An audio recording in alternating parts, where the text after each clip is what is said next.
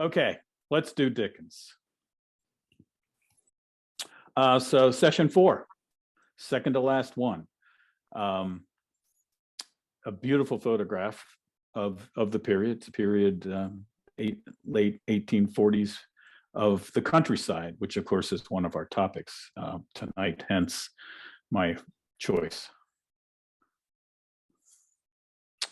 So I created this slide just to give you an idea. And we've talked about, the Restless Soul in Charles Dickens. And so I created this slide just to show you his rambles. He had outgrown Doughty Street with his growing family.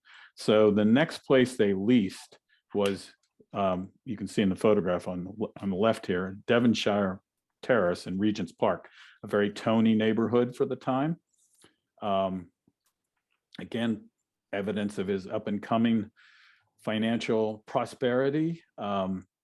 He was excited, quote at the bottom of the slide, a house of great promise and great premium, undeniable situation and excessive splendor is in view. I am in ecstatic restlessness. He still had his lease in Doughty. He's going to have his lease in Doughty for another year. And now he's leasing this. And as you can tell from my bullet points, he's not there that much. So the guy's got money, but he's spending it. He moves his family to Broadstairs, which is a popular vacation spot on the southeast coast of England. Then he's, as we've talked last time, goes to North America, comes back, fifth child is born, and then he takes his family to Genoa, Italy. And then he and Catherine travel throughout Italy in 1845. Then he moves to Switzerland and then Paris, and finally back to Broadstairs. He hasn't even back to Devonshire Terrace, which of course he's paying for. So Restless Soul. So a question came up. Monica, who's with us tonight, sent me an email and asked this question. Does Dickens ever sleep? And so I looked into this because I really didn't have an in-depth answer for her, except to say, no, he does a lot of stuff. So he can't sleep much. So did Dickens have a sleep disorder? Well, it turns out that there is a disorder named after Dickens. It's not specifically a sleep disorder, but psychiatrists and MDs have looked into this, who are also interested in Dickens, the person and the writer. The human condition was closely observed by Charles Dickens and vividly portrayed in his novels, meaning the lack of sleep. It is not generally recognized that Dickens' observations extended to sleep and sleep disruption. And I've actually done some more reading since I created this slide and found out that a couple MDs who have a literary bent to them have actually gone through all of his novels and his other work and found that he has, and have written extensively about medical disorders that he very accurately portrays in his novels and other writings. So the guy knows what he's talking about. Some of Dickens' characters suffer from insomnia. My favorite is the fat boy, as he's known as, in Pickwick Papers. He falls asleep continuously. And the paper that I first discovered about this goes into detail, assessing what disorder Fat Boy probably had. Did Dickens adopt night walking in order to deal with his insomnia? According to two MDs, this is clearly one of the best ways to deal with sleep insomnia at that time. So here's a quote, another quote, or a quote from Pickwick Papers. Everyone has experienced that disagreeable state of mind in which a sensation of bodily weariness in vain contends against an inability to sleep. Mr. Pickwick tossed first on one side and then on the other, and perseveringly closed his eyes as if to coax himself to slumber.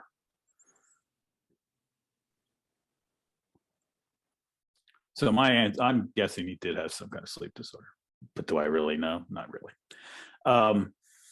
Okay, so we have talked in previous lectures about Bentley's Miscellany that Dickens was editing, and that he and the owner were not getting along.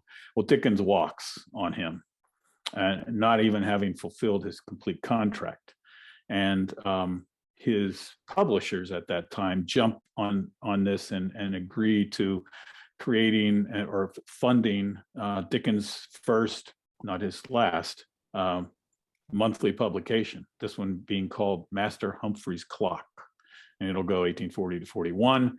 And in his introductory piece as editor-in-chief, Master Humphrey earnestly hopes and is almost tempted to believe that all degrees of readers, young or old, rich or poor, sad or merry, easy of amusement or difficult to entertain, may find something agreeable in the face of his old clock, that when they have made its acquaintance, its voice may sound cheerfully in their ears and be suggestive of none but pleasant thoughts, that they may come to have favorite and familiar associations connected with its name, and to look for it as for a welcome friend. He kickstarts Master Humphrey's Clock with a good novel, Old Curiosity Shop, becomes wildly popular. So it's a good way to kick off your new magazine in of course, monthly serials. It tells the story of little Nell, who's in bed dying in the right there, a beautiful and virtuous young orphan girl who lives with her maternal grandfather in his shop of old curiosities. It's a junk shop. To protect his granddaughter's future, he borrows heavily from the evil Daniel Quilp, a malicious, grotesquely deformed, hunchback dwarf moneylender. Her grandfather's going to get in trouble with Quilp and some other unsavory characters. And so little Nell hides her grandfather, and in the process, through horrible rain and all, becomes gravely ill, which you see in bed there. And it was so, and it's a cliffhanger. So she's in bed in this issue, but you don't know what's going to happen. And as the story goes, and it's been documented, the novel was so popular that New York readers stormed the wharf when the ship bearing the final installment arrived in 1841, wondering whether little Nell had died. They're shouting to the ship before it is even docked, "Is little Nell alive?" Which harkens up Peter Ackroyd, one of Dickens's most important biographers. And he wrote a one-man show, which I think I referred to in a previous one. And in the one-man show is this line: "It's been said that when the fire of one of Dickens' novels was threatening to grow dim, he would throw on a child to stoke up the flames." There's some truth to that. Little Nell does die. Martin Chuzzlewit is his next novel. It's his last picaresque novel. He considered it to be one of his best novels, but it was one of his least popular in sales, clearly influenced by his recent trip to America. A portion of Chuzzlewit satirized America as a place filled with self-promoting hucksters eager to sell land sight unseen. He turns a spotlight on the failure of the country, our country, to live up to the constant proclamations of the founding ideal of democracy. And to the left is one of the original images in the novel, which portrays Eden, which was being sold as this Garden of Eden with a great possibility of land and homesteading and all that. And you can tell just from the illustration that it's less than an Eden. It's a sham. And this great quote: "The loveliest things in life are but shadows. They come and go and change and fade away."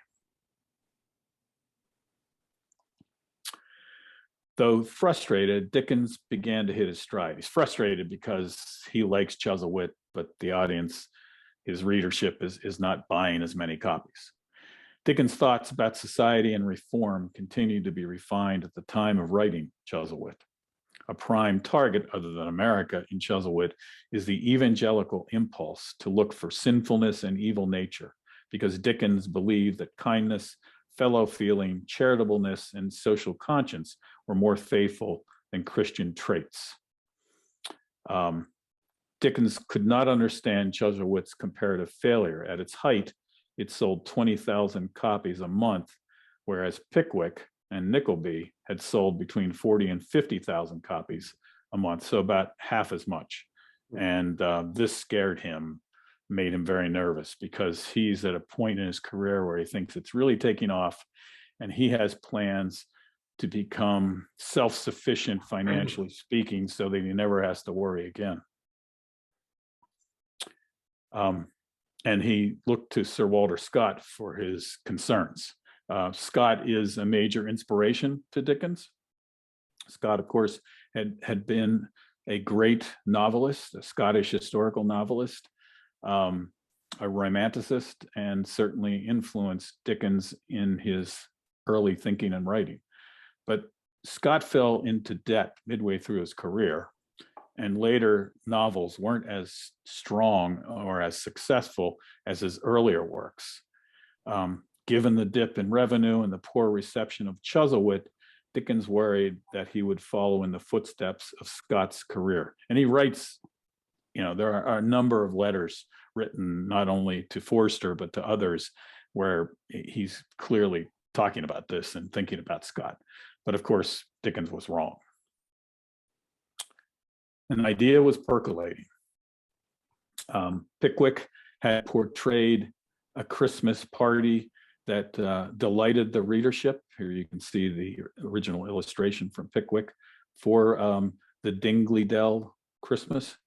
And people were talking about that event. And one of the current, I think, great biographers of Dickens, I highly recommend his biography, Michael Slater, says this: "The idea of the state as a bad or neglectful parent to the children of the poor was central to his social thinking at this time," as he's percolating his new idea. Dickens was in the midst of Chuzzlewit, but searching for something to regain his popularity, which only he imagined was slipping. Even if he wasn't selling as many, he was still very popular, as well as to become more financially independent, which was an eternal obsession. He was planning to write a serious piece, and he had the title. He hadn't written it yet, but this title was "Appeal to the People of England on Behalf of the Poor Man's Child" by the end of the year. In Pickwick, and this is a technique that Dickens uses from time to time, he'll tell a story within a story. He writes this short story called "The Story of the Goblins Who Stole a Sexton." And this was the illustration that accompanies that story. It's a ghost story, and it appeared in 1828. And Gabriel Grubb is a foul-tempered gravedigger, the gentleman on the right-hand side there, who on Christmas Eve gets haunted by a troop of maniacal goblins. The goblins put him on trial and find him guilty of being without Christmas spirit. Does this storyline ring a bell? And about this time, Parliament issues one of the most important historical documents in British history, entitled "The Physical and Moral Condition of Children and Young Persons Employed in Mines and Manufactures." The official report investigated the state of children working in mines and factories in England, Ireland, Scotland, and Wales. It was comprised of thousands of pages of oral testimony, sometimes from children as young as 5. The report's findings shocked society, and they outraged Dickens. And this was all coming together at the same time, looking for a breakthrough piece to restore his financial stability, to regain his popularity, which he wasn't really losing. And so he thinks about Dingley Dell and all, and Christmas Carol is born. The story turns on memory, specifically on the deleterious consequences of blanking out one's past, with Scrooge, which made to revisit his long-buried youth, while Dickens was consciously reliving his past by writing the carol. According to Peter Ackroyd, the carol was, quote, "almost a dream reworking of Martin Chuzzlewit," which he was still finishing, in which the themes of selfishness, money, greed, and commercialized society, which results from them, are conveyed in condensed and fantastic form. We have to remember that Christmas Carol is a ghost story. It's Gothic. And oftentimes, even though you see the ghosts in all the different versions of the carol, we don't really think of it as a ghost story, but it really is. He wants to give the public a present, and he wants to make a splash. And his publishers beg away from his design and say, we can't go out on a limb and give you money in advance. You can't get in advance because we think this is risky. So Dickens self-finances the Christmas Carol, and it's lavish. And he's only going to charge 5 shillings, which is still a lot for its time, but it's inexpensive for a book. Now, it's not a full book, it's a novella. It's not that long, but it is lavish. And you can see, and it's a small volume. Like it's not a large sized book, normal folio, but it has color print in the title page, and there are a number of there are 4 colored, hand colored at this point, not lithography yet, illustrations in it as well, with gold, with some gold print on the cover and the edge, the spine, excuse me. He sells 6,000 copies in 5 days.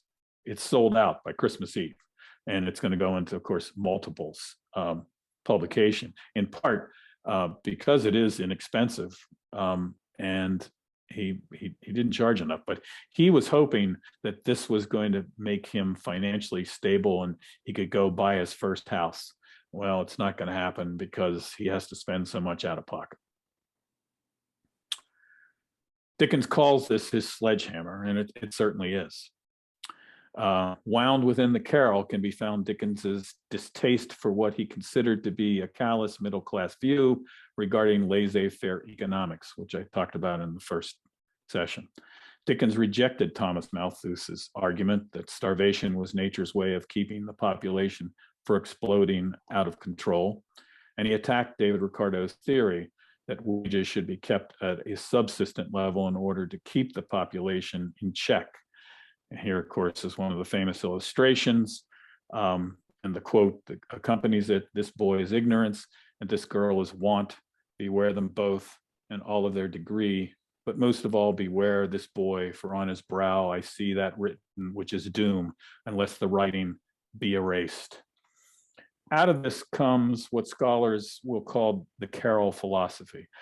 And I need to read a paragraph to you written by Philip Collins, who was not, he's no longer with us, one of the great Dickensian scholars who wrote a lot about Dickens. And about the carol philosophy, he says this: "For Christmas is a demotic, unsophisticated, and classless an experience as can be. A festival celebrated much alike by Duke and Don and dustman. The one may drink wine, the other beer, but the turkey and crackers and Christmas tree and the special concern for the children is common to all. Dickens's treatment of Christmas is not even divisive in being much concerned with religion, let alone theology. A simple, undoctrinal Christian, he was basically a worldly man for whom, to quote Wordsmith, the very world, which is the world of all of us, is the place where in the end we find our happiness or not at all. His characters go to church on Christmas Day, but only for a sentence or so. Institutional religion and the theology of the incarnation meant little to him, but he responded to the symbolism of a birth, the birth of a new spirit in a wintry world, an annual rebirth, both of high spirits and of the spirit of charity and compassion, centered on the child, both the holy child and even the more children gathered round the Christmas tree, or the children like the terrible waifs that Scrooge sees, wretched, abject, frightful, hideous, miserable, the boy ignorance, the girl want, the neglected children of his time and of ours. These are the meanings Dickens centers on Christmas. These and the stress on the family, on the unsophisticated joys of eating and drinking and jollification, which the child and the simple-minded can fully relish, and which the adult and the wise should not disdain. Largely, indeed, he is celebrating the pre-Christian winter solstice aspects of Christmas, a splash of color and extravagance in a dark, cold, wintry world. The reviews are instantaneous. Lord Jeffrey wrote to Dickens, quote, "It had done more good than all the pulpits and confessionals in Christendom." Thackeray, who is a sometimes critic, sometimes friend, hailed it as, quote, "a national benefit, and to every man and woman who reads it, a personal kindness." Dickens, in a letter to Forster, says, "A most prodigious success, the greatest, I think, I have ever achieved." But Dickens did not invent Christmas, despite what people say at Christmas time. Christmas was making a strong comeback in the 19th century. I won't bore you with the details, but some evidence. The first Christmas card is in 1843, although it won't actually be published till 46. And of course, Prince Albert is going to bring the Christmas tree to Buckingham Palace, which becomes a big deal, which he was very proud of. And the Germans had been doing Christmas for a long time. So Dickens did not invent Christmas. He popularized it perhaps, but he didn't invent it. He's tired, so he plans a sabbatical. He's full of energy, but he's tired. Having worked unabated for 8 years in various capacities. And again, think back about all the things I've talked about what he has done in editing and writing and traveling. And he wrote, quote, "The very spirit of the thing in doing it leaves a horrible despondency behind when it is done, which must be prejudicial to the mind, so soon renewed and so seldom let alone." And he's excited for his vacation. It's a great quote. "I see myself in a striped shirt, mustache, blouse, red sash, straw hat, and white trousers, sitting astride a mule and not caring for the clock, the day of the month, or the day of the week." It's like being retired. Yeah. What's a vacation? What's a weekend, right, Doc? All right, so Doc is shortly going to be talking to you about the Pastoral. This is his definition. A pastoral is a work of literature or portions of a work of literature that fictionalizes and idealizes rural life. If you've seen his questions, then you know what's coming. Dickens in the countryside. I dug up the best illustration I could. This is from 1910 edition of showing a little bit of the countryside of Mrs. Maylie's home. Harry and Rose sitting there. The primary focus of Dickens's world is, of course, London. The purpose of travel through the country is often to get from one urban location to another. Dickens's countryside functions in economic and narrative terms as a conduit connecting the main centers of action, but it also reveals an integral part of the modern Victorian world that Dickens seeks to critique. We're going to talk about Fagin finally. Arguably the most powerful image in the original twist editions. But if you're going to talk about Fagin, you have to address the gorilla in the room, which is, of course, anti-Semitism. The first 38 chapters of the book refer to Fagin by his racial and religious origin 257 times, calling him the Jew. Dickens made Fagin Jewish because, and these are his words, "It unfortunately was true of the time to which the story refers that the class of criminal almost invariably was a Jew. I have no feelings towards the Jews, but a friendly one.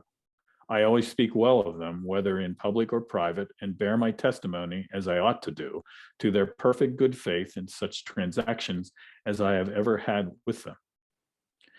But in later editions of Twist, Dickens excises over 180 instances of Jew from the text. So obviously he was hearing criticisms. And of course, here's probably one of the most visible. In 1854, the Jewish Chronicle published an article which questioned why, quote, Jews alone should be excluded from the sympathizing heart of this great author and powerful friend of the oppressed. So was he an anti-Semitic? It's open to conjecture and to debate. I think that David Lean's film version kind of resurrected the debate. And it's why, even though it was made and released in 48 in England, it will not be released until I believe it's 51 in the United States, because of the debate of whether or not the Fagin portrait was over the top. And I'm done. So, Doc, I ended perfectly on time. And I forget, do you want me to leave the painting up or put it up after you have talked a little bit about the poem? Let's talk about the poem and then put it up. Okay. Yeah. Hey, everyone. So I'm going to start with that little chunk of Wordsworth's Prelude. I don't know how many of you have read it. It's actually a very, very good, very, very long poem. I told Kendall the other day that I had to excise 166 pages out of the 167 for the, for this particular sample. And it's a pastoral poem, especially in the beginning, where he's idealizing nature. And that's, of course, the stock and trade of the Romantic poets. But there was a lot of carryover into Victorian times in terms of idealizing the countryside. That changed toward the end of the century, especially when you get to Thomas Hardy, who is arguably, for me, my favorite author. I mean, his ideal of the pastoral is to have this beautiful scene of the shepherd Gabriel Oak tending his flock of sheep, and then his dog starts barking, the sheepdog, and moves the entire flock of sheep over a cliff to their death. So you've got the gorgeous, but that's Tom, that he always goes to the dark side. So anyway, this was written in 1850. Again, we're in the zone of Oliver Twist, and this is the opening of the prelude, and it's an autobiographical long poem that covers a lot of ground, including the French Revolution, but it's focused on Wordsworth's growth as a poet and as a young man. So once again, I put out the call. Is there anyone who'd like to read this portion? I'll read it. There, Jenny, welcome back. I know, I went off the deep end last week. I had to set an alarm today. Okay. Oh, there's a blessing in this gentle breeze, a visitant that while it fans my cheek, doth seem half conscious of the joy it brings from the green fields and from yon azure sky. Whate'er its mission, the soft breeze can come to none more grateful than to me. Escaped from the vast city where I long had pined, a discontented sojourner, now free as a bird to settle where I will. What dwelling shall receive me? In what vale shall be my harbor? Underneath what grove shall I take up my home? And what clear stream shall with its murmur lull me into rest? The earth is all before me. Thanks, Jenny, nicely done. So find for me all the negative words.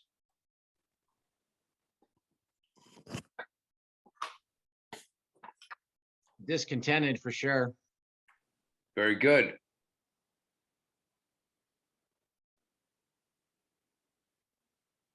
See any others?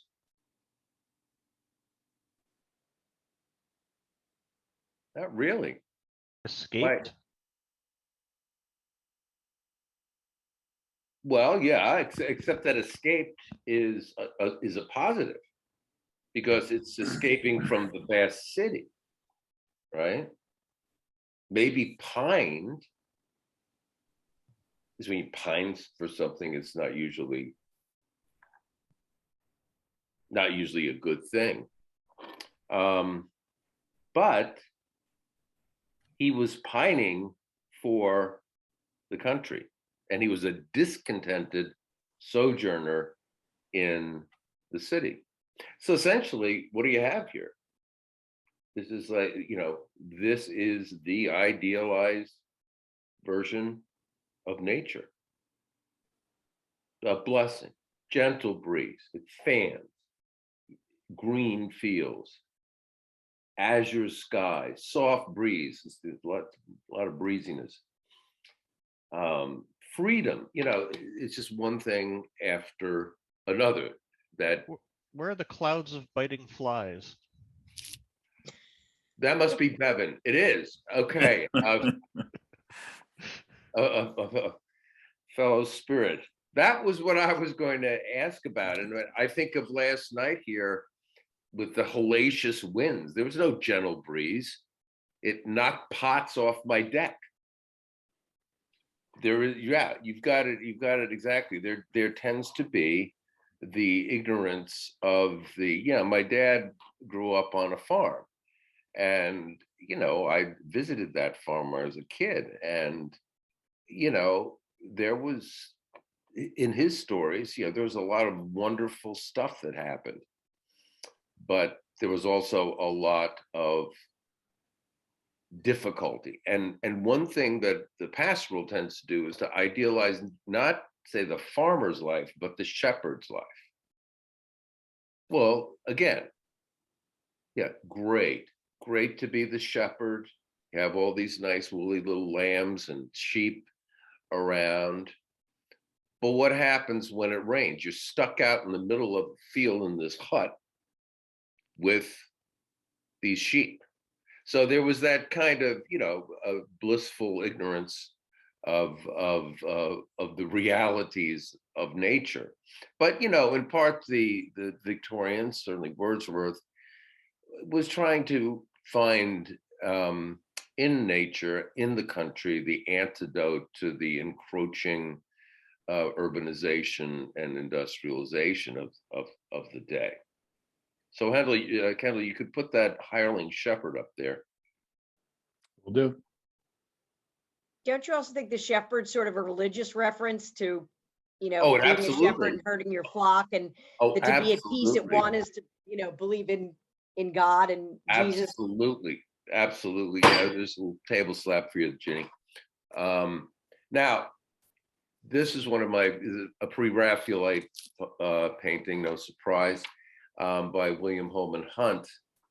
And it's often used to illustrate the idea of the pastoral. So, given what we've said about the pastoral and some of the images that you see in Wordsworth, how does this painting illustrate itself, the pastoral mode? That's, he has his women here. I mean, he's like in heaven, right? He's got his sheep that are lolling about. All right. Okay. Beautiful. Yes. His ladies. He's got yeah, and here's the other thing too, though. I mean, it's absolutely, and look, it looks like Italy, doesn't it, in the background? I mean, Look at the baby lamb on her lap. I mean, I know, and the lamb's apparently chomping on an apple. Like, what could be better with that? And you know that the apple's ripe. He's not going to get sick from a sour apple. The sheep are pretty plump too. They're pretty healthy. Oh, they're very healthy sheep. But there is the one little thing to consider, and that is he's so interested in the girl. Those sheep could go anywhere. I mean, he's like, he's not even looking at that little lamb. He's looking beyond it. And, you know, I mean, he's probably, well, he's looking at the girl. Is that the head of one off to the right that's wandered off into the wheat already? Yes. There it is. Yeah. So, you know, it's just the beginning. Yeah. He's I gonna don't think she looks all that into it, quite frankly. yeah, that's a good point. So that would also suggest, you know, this, you know, a little bit of sense of humor here in But the he had to put up a fight for, you know, for appearance sake, right? Or else. excellent, Sarah. Right. Yeah, because I mean, she doesn't want to be thought of being a, you know, a tardy shepherdess or anything. Yeah. So there are those, you know, those little elements that that sort of turn away from the pastoral. Yeah, it's a great painting. Okay, so now we're going to take a look at what happens with the pastoral with Dickens. The big question, first question, why does Dickens move us to the country? You know, this is primarily an urban novel, and authors can do anything they damn well please. So if he wants to keep it urban, he wants it suburban, he can do that. He's Dickens. Why does he move to the country? I think he does it as a huge contrast to the city, to make the city seem even dirtier and noisier and overcrowded. And then by moving to the country, it's almost like a respite, like you've been in this horrible place that's so dirty and all these bad things are happening. And now it's like, time for a break, folks. Let's go over here to the country and have some beautiful scenery and meet some really nice people like Rose and Mrs. Maylie and take a little bit of a respite, you know, but always lurking is the danger in the background, you know, of Fagin and Monk showing up when Oliver's in a nice little dream. Like, you're never going to be completely, or Rose's illness coming up. Like, the country can be nice, but there's still things that can go wrong out there. But I think he thinks it's a nice respite. And since he is doing this in a serial, it's sort of like, you know, and now we're going to go off on this other plot line for a little bit and leave people wondering what the heck is still happening back in the city. But it's sort of a calming thing. You know, you realize how beautiful it is and how wonderful everything is. And Oliver's picking flowers, and you're happy that for a minute, people are having a nice time before things all go south again. Yeah, that's excellent. Other ideas? It gives us a chance to compare being stuck in the city, trapped in the city when you don't have the, long day, the flexibility that wealth affords to escape the city. And also in the plot, it gives, like, Oliver can go outside without fear of being snatched again. So it opens up some other possibilities for him to talk about. Okay, that's excellent. You folks are cooking tonight. Just keep it up. So if you turn to page, I think it's a restorative place for the most part, but Dickens doesn't, as you said, he doesn't allow it to be idealized the same way as Wordsworth. Okay, because you have Shylock and Monk, Fagin and Monk in lurking in the background. You have the illness. Although there's a critic who said that, well, from a medical standpoint, if Rose had been in the city, she would have just died, just because of, you know, the unhealthy air, the filth of the city. So that's sort of an interesting point, I thought. So on page 333,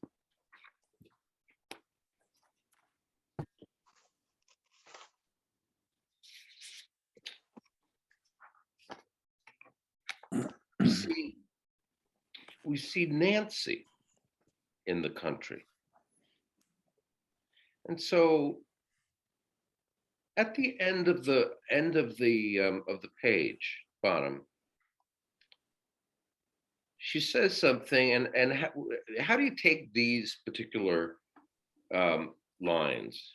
I, lady, I am the infamous creature you have heard of, that lives among the thieves, and that never from the first moment I can relax my eyes and senses opening on London streets have known any better life or kinder words than they have given me. So help me God. Do not mind shrinking openly from me, lady.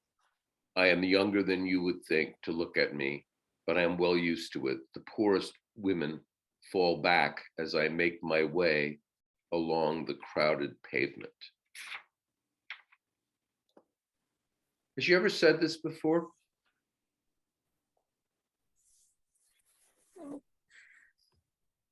Has she ever sort of identified herself this way before?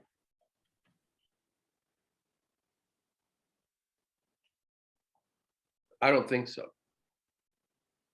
So where is it that she identifies herself? Where is it where she comes clean? Where is it that she reveals herself? Yeah, we saw her certainly sympathetic towards Oliver before, but she hasn't really reckoned with who she is until now. So just that little thing, it's like it takes the country to bring out that truth about her nature. Well, Doc, Yeah.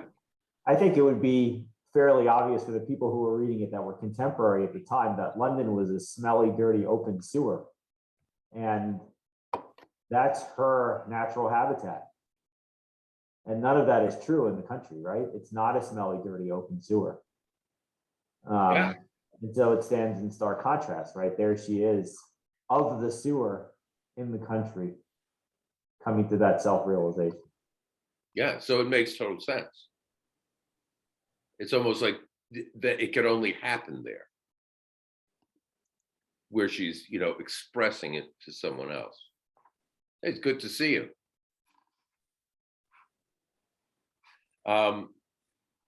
So here we have our most important character in some respects, Oliver. What's the effect of the country on him? How does Dickens see the country playing a part in Oliver's life? I'll give you, some hints. It's back in like the 260s.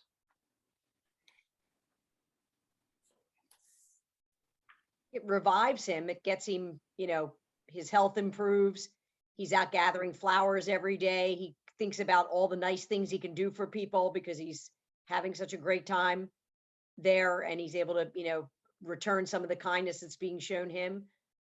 I think he does. He talks a lot about him going out every morning to gather flowers and bring them back. Not only that, but he arranges them. Right. I mean, he could have been a florist. And on page 261, last paragraph, this is sort of a biggie that goes beyond Oliver. Who can describe the pleasure and delight, the peace of mind and soft tranquility which the sickly boy felt in the balmy air among the green hills and rich woods of an inland village? That sounded pretty damn much like Wordsworth. Who can tell how scenes of peace and quietude sink into the minds of pain-worn dwellers in close and noisy places, and carry their own freshness deep into their jaded hearts? Men who have lived in crowded, pent-up streets, through whose whole lives of toil and never wished for change, men to whom custom has indeed been second nature, and who have come to almost to love each brick and stone that form the narrow boundaries of their daily walks. Even they, with the hand of death upon them, have been known to yearn at last for one short glimpse of nature's face. So again, there is extremely Wordsworthian. You've escaped even those city dwellers would find this kind of comfort. And of course, to me, I feel like he still doesn't think he belongs there either, though. There's a hint where he's not really sure. He's kind of in between. I think he's like, this is great, would be grand. Obviously, we'll live longer here. He thinks about things like that. but I'm not quite sure that he thinks that he fits there either in some of the novel. Well, Anyway, yeah, I like that idea because, but consider his situation right then. He's ailing, he's getting better. So, and again, it's kind of, this is not so much Dickens looking through Oliver's eyes, is it? He's telling us what Oliver must be thinking. Okay, so there's a there's a slight difference there between it's Oliver's appreciation of it. There's a lot of telling in the descriptions of the country and the way that Oliver is responding to it. So I think that's yeah, of course he's there's so many changes that he undergoes in the country. I mean, after all, this is where he really learns to read and to write. Right? There's that, and everybody, it's sort of like Lake Wobegon in Garrison Keillor's world. Everything is pretty much perfect. Take a look at 263. This is like when Sunday, third line down. There was the little church in the morning with the green leaves fluttering at the windows, the birds singing without, and the sweet smelling air stealing in at the low porch and filling the homely building with its fragrance. The poor people were so neat and clean and knelt so reverently in prayer that it seemed a pleasure, not a tedious duty, their assembling there together. And though the singing might be rude, it was real and sounded more musical, to Oliver's ears at least, than any he had ever heard in church before. Of course, one questions how often has he been in church? Well, I guess with Brownlow.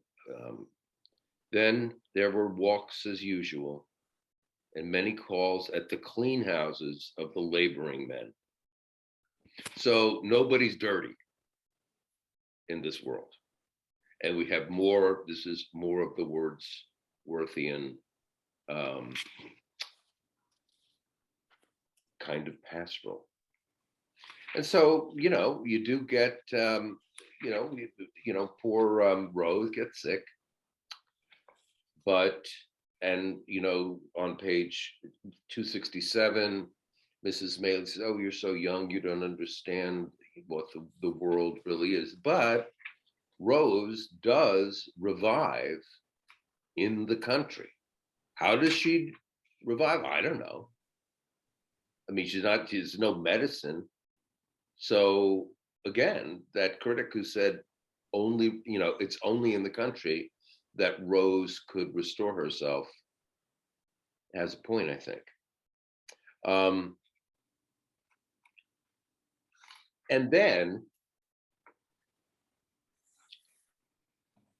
we have that moment. One of the questions I asked you was does this seem a little biblical to you? Because this is like the Garden of Eden to me. And then you have Monk and Shylock.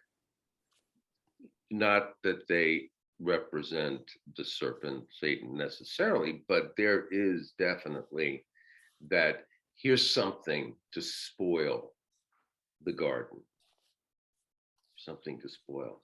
But then again, this is where we first learn about Harry. All of a sudden, Harry, that positive character, he becomes real to us in the country. And then when you look at the end of the novel, where does Oliver end up? Where does Brownlow end up? Where does the good doctor end up?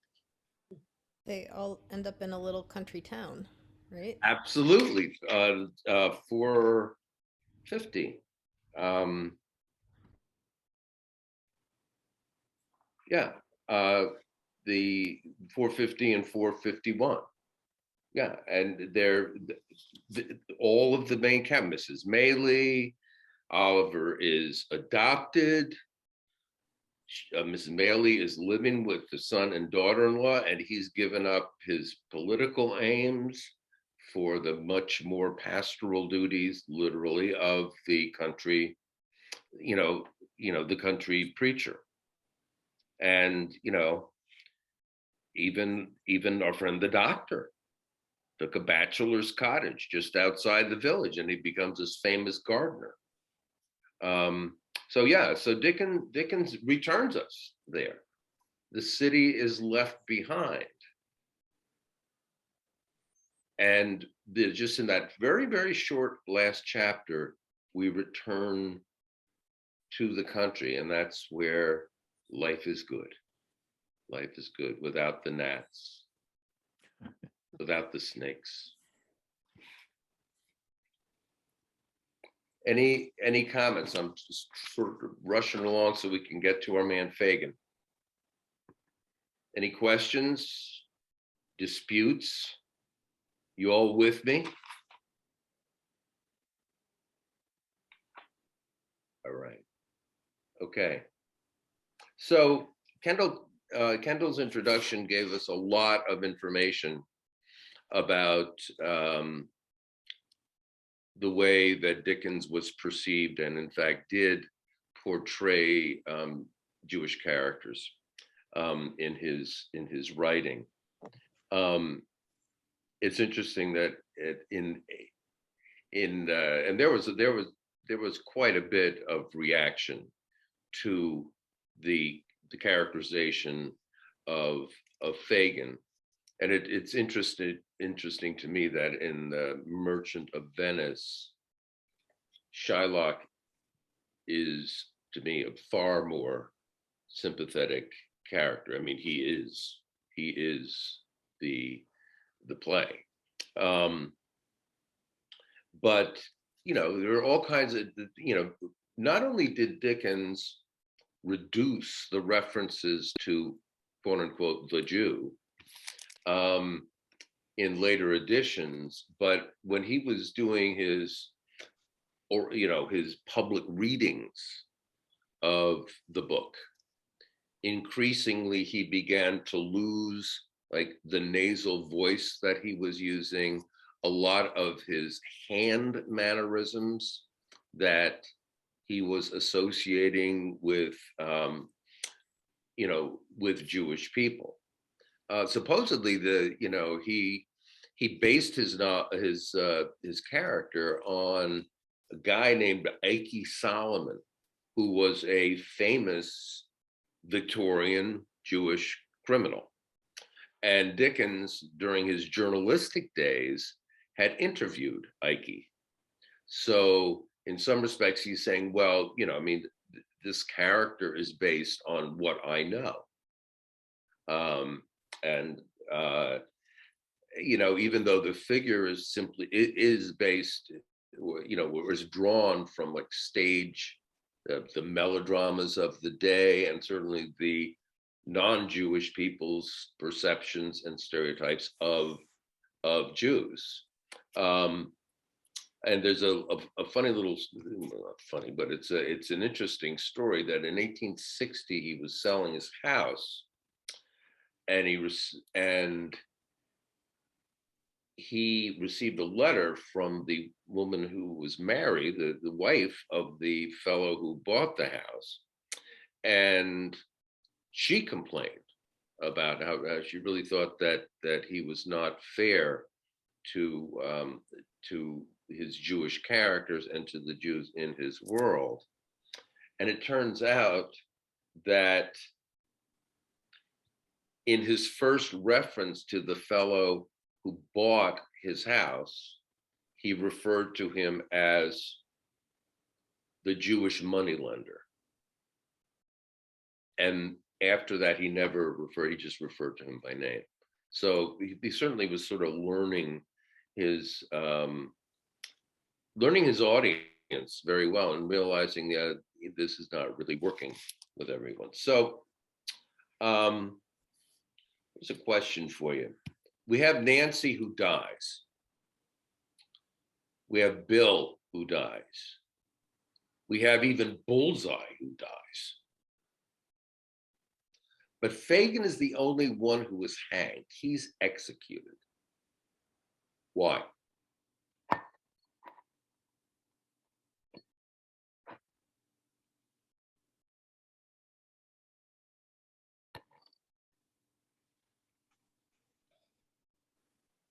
I think he was executed because he was the only one to get snagged and ended up in jail without a way to escape. Sykes was running the whole time and sort of engineered his own hanging in a way. At the end, he certainly ends up swinging and taking his dog with him. But I think the fact that he got caught and then, you know, he was sort of the linchpin of everything that went on. You know, he was dealing with both sides. He had the kids on the one side stealing and, you know, fencing their goods, and he had the really bad thieves and murder on the other side. So he was sort of the linchpin of everything that was going on that was bad. And Dickens, in most of his books, you know, the people who are really bad end up having some kind of terrible fate, you know, end up with them. I mean, you know, they're never having something good happen. They don't get away. And I think he just thought, and plus having him fall apart in jail too, like, Okay, yeah. really losing it. He was not, you know, somebody who was, I don't know, he's like Jimmy Cagney in the Top of the World mob. They were lugging him off. He definitely fell apart in prison. And I think that was sort of a different, you know, it sort of gave contrasting ways that each of them went. You know, Nancy was murdered, Sykes was hung in being chased down, and Fagin went to prison. But he also had the moments of redemption. So, yes.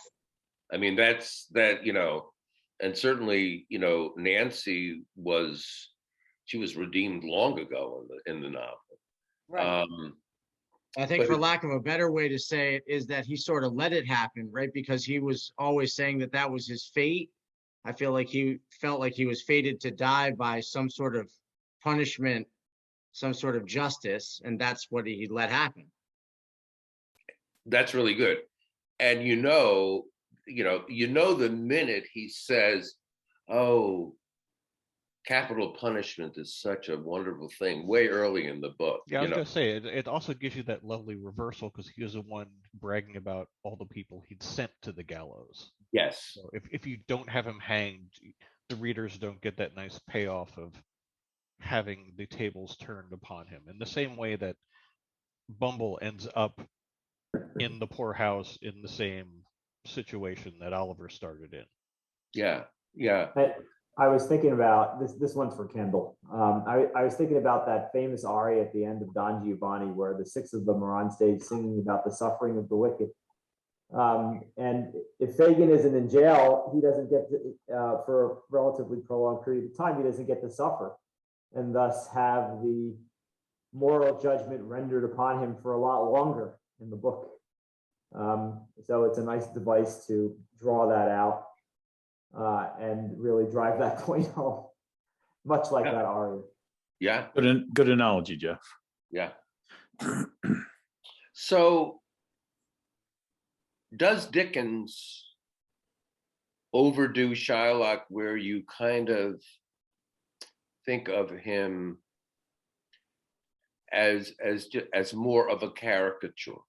Does he fail in creating a character, or does the last or the second to last chapter, the Jews' last night alive, I'd like to take a look at that in the around 441 and following, because Ginny sort of suggested, okay, there is not redemption, but some sympathy there. So it's a big question. The question is whether he is overdone as a character, whether he's simply reflecting Dickens's, or at least what Dickens perceived to be his audience's view of the Jew. So go to town. Don't you think Dickens takes a lot of his characters and goes sort of to the nth degree of what they are? Like, you know, he had the bumbling detectives that come in to solve the crime, you know, when there's the robbery, and they're total idiots. And the judge in the beginning that's going to sentence Oliver, he's like, he's busy trying to throw Brownlow in jail. And of Yeah. course, Bumble is like, you know, the worst beetle in the land kind of thing. I mean, he tends to make his characters the nth degree. And he also, you know, I went through and looked, there were lots of other unfortunate references to people, like the one guy he keeps referring to as the humpback man. And then the charity boy, he calls Noah Claypool charity boy all the time and refers to him back and forth with that. He the makes a one couple calls- swipes at the Irish too. Right, and he calls the one that Mrs. Mann the farmer of infants. Yeah. I mean, he mentions these characters and he finds different ways to refer to them. And yes, he certainly, because Fagin's a big character and he does seem to overdo. He uses Jew for Fagin like he uses beetle when he refers to Bumble. And I think he may not have even realized how that comes off, you know, that he sees it as like a type of, as a person, you know, almost an employment thing. Like, you know, there's the Undertaker, the Beetle, the Jew, you know, that's how he looks at it. And as you say, to later that he really realized that was probably over the top, but it doesn't, I don't think it takes away from how you see the character, because he definitely, in the end, I do feel some sympathy for him, because at least he took Oliver in and fed him and was doing something with him. I'm not sure Oliver's life was worse in the workhouse than it was learning a trade from Fagin. So I have a little sympathy for him. Yeah, yeah. Other thoughts on that? Thanks, Jenny. Mm-hmm. Yeah, I think the problem for me, Peter, is that too many of the characters are caricatures. But I think the essential problem with Fagin, I made while Kendall was speaking at the beginning, I jotted down the quote from Chuzzlewit about the evangelical impulse to look for sinfulness and evil nature, because Dickens believed that kindness, fellow feeling, charitableness, and social conscience were more faithful Christian traits. Well, if Dickens really did believe in those virtues, his creation of Fagin as the antithesis of those virtues really stands out. And to make Fagin the only Jewish character makes it really very makes the novel problematic, because it singles out his religion and creates a whole set of stereotypes around that. So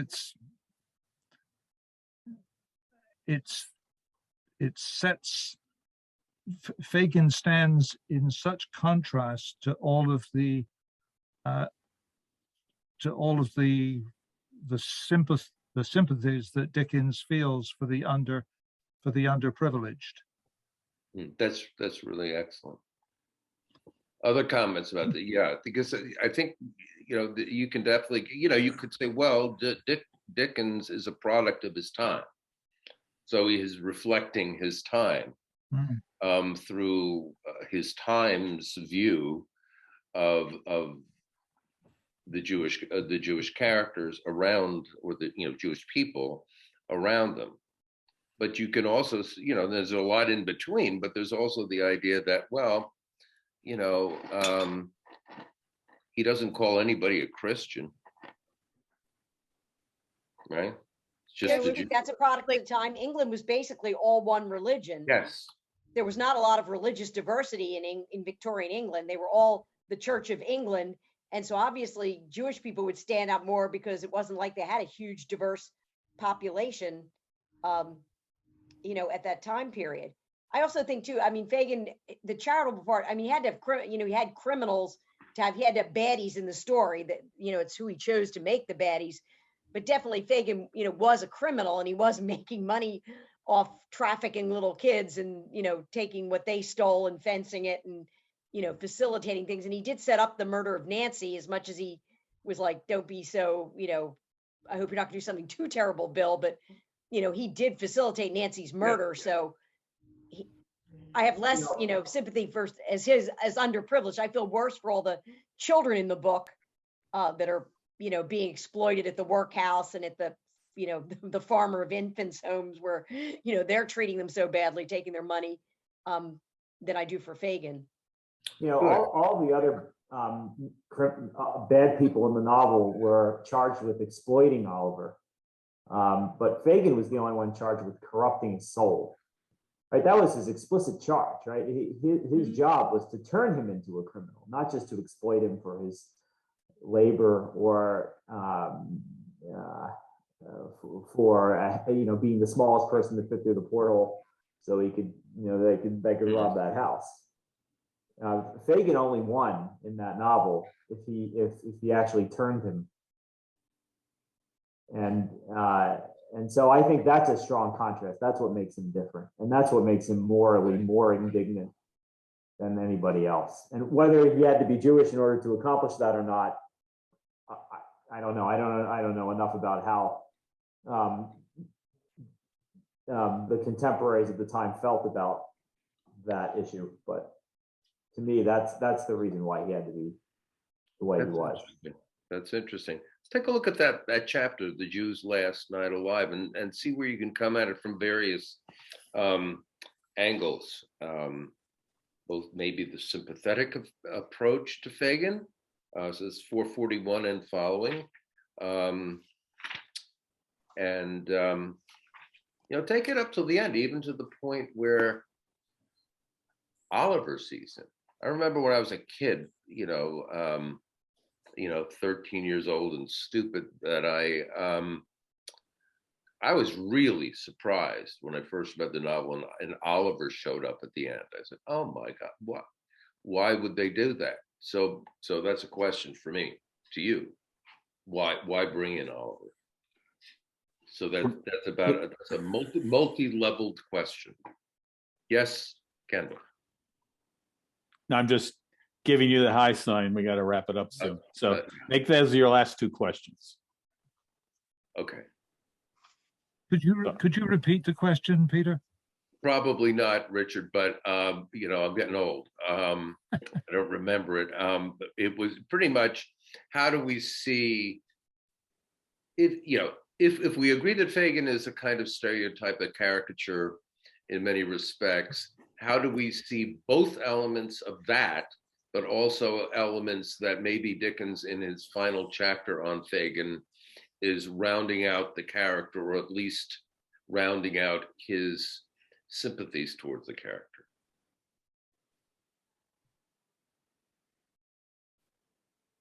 I think he brings Oliver in at the end to show that Fagin didn't win to a degree, right? He's still the same kind of good-spirited boy that he was, and now he's got this grand primrose path to go down for the rest of his life, and everything is good. So he really didn't accomplish what he had set out to do. So what is it that Fagin says to him on 449? What does he discover?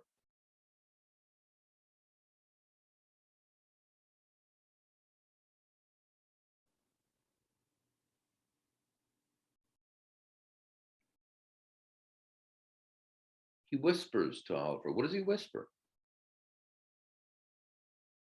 He tells him where the papers were hidden, allegedly. Yeah. Oliver asks him to say a prayer. I mean, Yep. Oliver is has to trying pray to with bring him. him around. And he doesn't do it.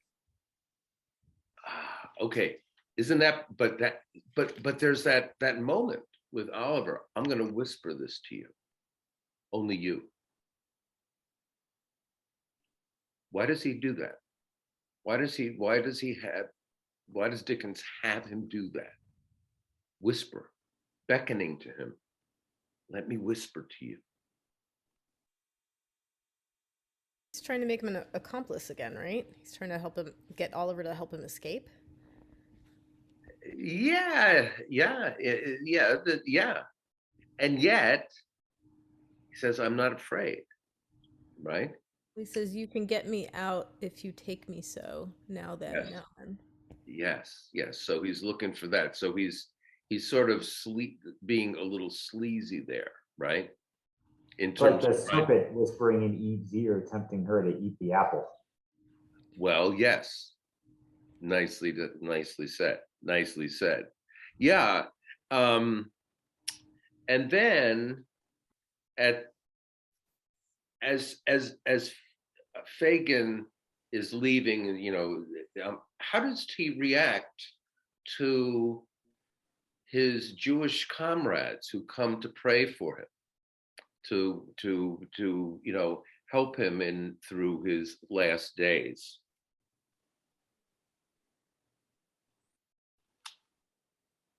Scorn. Away. Yeah. Scorn, indeed. Scorn. Get away from me.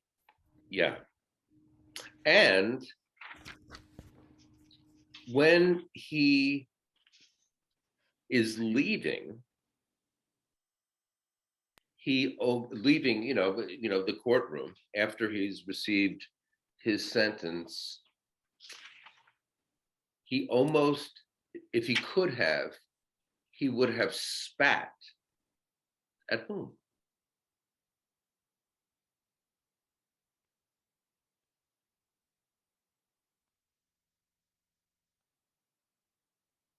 Bottom of 449, the men laid hands upon him and disengaging Oliver from his grasp, held him back. He writhed and struggled with the power of desperation and sent up shriek upon shriek that penetrated even those massive walls and rang in their ears until they reached the open yard. And then we see the crowd on 450. A great multitude had already assembled. The windows were filled with people smoking and playing cards to beguile the time. Because this is a hanging. This is a major, this is entertainment. This is a sort of a cool thing to go to attend. The crowd were pushing, quarreling, and joking. Everything told of life and animation, but one dark cluster of objects in the very center of all: the black stage, the crossbeam, the rope, and all the hideous apparatus of death. I always think that when that better authors, the better the author is, the more we can't really be sure of him or her.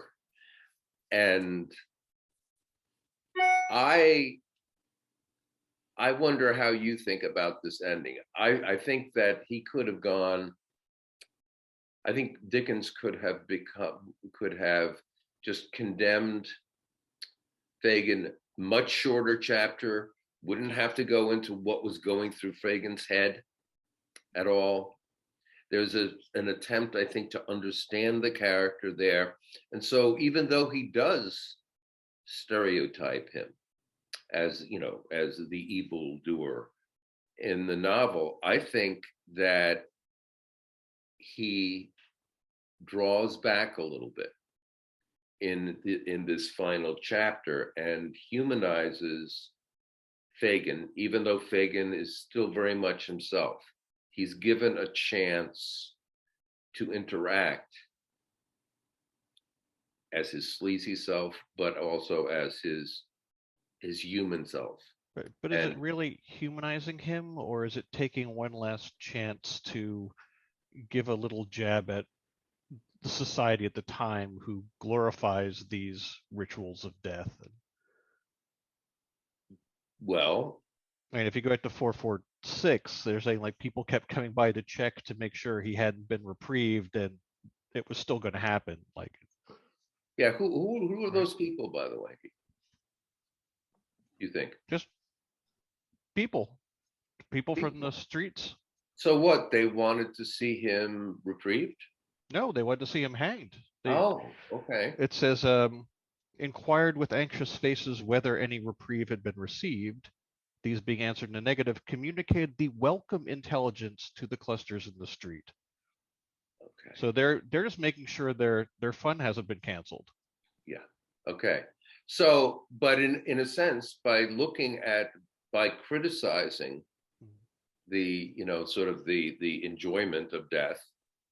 And I mean, God knows the Victorians just love death in every single way. Is making the person about whose death they are rejoicing more sympathetic. I guess that's what I'm arguing. It's like there's a kind of ambivalence towards, you know, towards him at the end, and I think that makes him a better character had we not had that, you know, last chapter. I think we can continue this discussion, and I think it's a very good one in our last one coming up next week, Doc. But I think it is time that we sign off, unfortunately. You know, you are such a friend to say it like that, you know, rather than just silencing me, which is what you really wanted to do. But which I really could do that too, Doc, but I wouldn't. I understand you could shut me off, but let me say I actually gave you 7 more minutes tonight. Well, that makes up for the number of minutes stolen from me in the earlier ones. Okay, so it all evens out in the end. Doc, could I just ask a question? I don't know. You'll have to ask Kendall whether you can. Well, I don't want you to answer the question. I just want to get the question out there. I've been trying to figure out why Fagin often says "my dear," yes, in this very creepy fashion, and so there's no need to respond to that question. It's just been in the back of my mind. I'm not quite sure why Dickens has Fagin say that as a theme, as a motif. Okay, that's a good point. Thanks. So I think I'm going to say good night to everybody. It's been fun again. See you next week. This is the big wrap up. Thank you very much, everyone, for joining us. We hope that you join us next week as well. So thank you. Thanks so much. Thank you. Have a good rest of the week, gang. Yeah. Yep. Thank you.